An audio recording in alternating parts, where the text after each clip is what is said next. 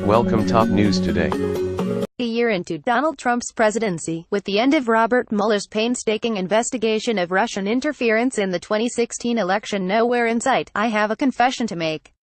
On multiple occasions over the last several years I have attended private meetings with individuals who are members of a Moscow-based international organization that opposes gay marriage, the European Union, globalism, and secularism. Also present at some of these meetings were right-leaning journalists, heads of think tanks, and even federal officials.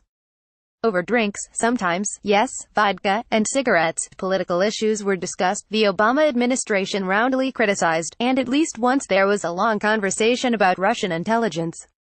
Between meetings I communicated via email and Twitter with these individuals, who were based for a time in Australia, where both were involved in politics and even lobbying. On more than one occasion I was responsible for ensuring that payments in the four-figure range were made into the bank account of one of the individuals. A few months before the first of the above encounters, I met Trump himself at a D.C. hotel. At a later meeting, the individual I had been compensating appeared at another meeting in Manhattan with prominent social conservatives at which she made arguments on behalf of Trump. A few months later he was president. I hope Mueller's people are taking notes. The fact that the individuals in question are old friends, one of whom contributed to a magazine where I used to be an editor, that the Russian group to which they belong is the Orthodox Church, that one of these gatherings was their wedding reception, and that the discussion of foreign intelligence was actually a conversation about the old BBC television adaptation of John le Carré's Tinker Tailor Soldier Spy are probably irrelevant. Written vaguely enough, filtered through two or three other sources in a kind of telephone game, they sound like a breathless Daily Beast scooplet about what I like to think of as the Russia thing. If I lied to a federal investigator about any of this, claiming, for example, that I was not in any way involved with the payments in question even though I negotiated the rates, because our accounting department was responsible for mailing the check or getting the timeline of my first meeting with the president wrong, I could be writing this column under house arrest. Which might be fair, but would hardly prove collusion. That Trump in some unknown and indescribable but absolutely significant manner colluded, whatever that might involve, with Russia, a vague entity that might refer to anything or anyone from a nameless academic to Vladimir Putin himself, in order to steal the 2016 election from Hillary Clinton, who was otherwise an attractive candidate with a firm base of support even in the states she didn't bother to visit, is now one of the most begged questions in American history. It's time to stop begging it. The investigation that began under James Comey and has continued under Robert Mueller has turned up absolutely nothing to support this thesis. Michael Flynn lied to the FBI about a conversation with Russian Ambassador Sergei Kislyak that took place after the election, which is shocking if you want to pretend that there is anything out of the ordinary about a member of a presidential transition team contacting foreign officials. An obscure character named George Papadopoulos once emailed an equally obscure character known only as the Professor, an exchange that went nowhere. Paul Manafort has pled not guilty to money laundering, which is as unsurprising as it is far removed from what the investigation is supposed to be about.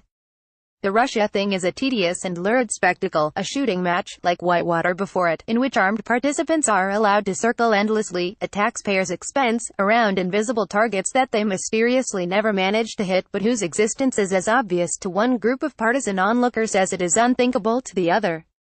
It is also a master course in how to construct a political narrative, something reporters and commentators do without realizing it.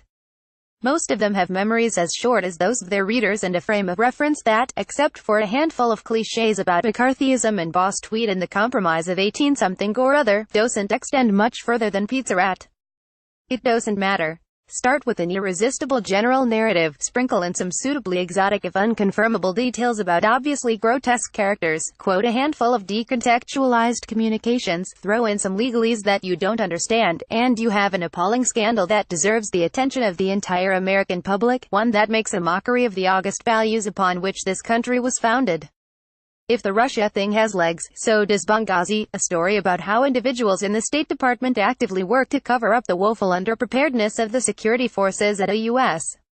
consulate in a war-torn country at the behest of the individual responsible for its ill-fated bombardment by NATO forces. So too does the new right-wing comic strip about a sinister deep state plot to prevent Trump from taking office. We even have a text message from an actual FBI agent admitting they have an insurance policy against it. Guys, the news that a special prosecutor marched into the offices of an obscure federal department and demanded records instead of obtaining them via subpoena is not going to keep me up at night agonizing over the future of the republic. But neither is anything that the Russia investigation has turned up or is ever likely to turn up. I am not a partisan. Trump is a wicked man and his presidency a colossal failure. I would gladly see him impeached tomorrow, removed from office, and replaced with Bob, a guy the first know from the coffee shop by my house. That doesn't mean I'm going to pretend that Russia rather than the voters of Macomb County elected him president or that it is a good use of anyone's time to spend any more than a year of federal resources combing through Nigerian prince emails and asking gotcha questions trying to prove otherwise.